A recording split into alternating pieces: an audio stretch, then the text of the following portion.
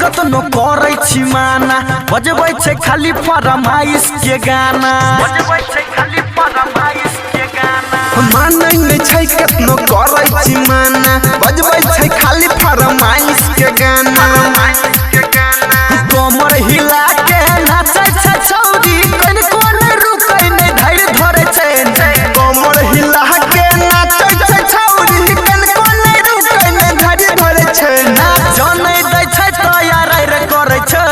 DJ वाला छौरा के गाइड पढ़ै छै नाच नै दै छै तैयार रे करै छै डीजे वाला छौरा के गाइड पढ़ै छै म्यूजिक पर से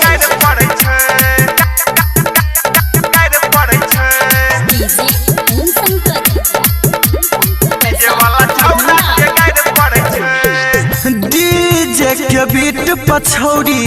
ठुमका लगबै छै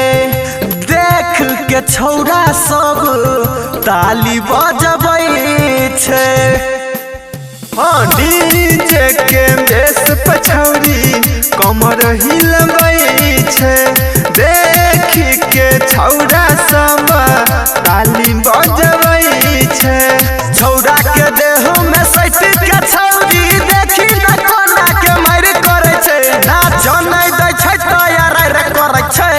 डीजे वाला छौरा के गाइड पढ़ै छै नाच नै दै छै तैयार रे करे छै डीजे वाला छौरा के गाइड पढ़ै छै म्यूजिक पर से पढ़ै छै गाइड पढ़ै छै डीजे वाला छौरा के गाइड पढ़ै छै गायक मुकेश भगत के नहीं गुदानै छै जीव छ सिंह लजा के चार चार हाथ फानै छै गायक जीव छ सिंह के नाही गुदानै छै मुकेश भगत लजा के चार चार हाथ फानै छै राइटर कमलेश्वर अमित के देखी न छौरी ई लाइन मारै छै नाच नै दै छै तैयार रे करै छै डीजे वाला छौरा के गाइड पढ़ै छै नाच नै दै छै तैयार रे करै छै डीजे वाला छौरा के गाइड पढ़ै छै मानै नै छै कतनो करै छी माना बजबै छै खाली फरमाइश के गाना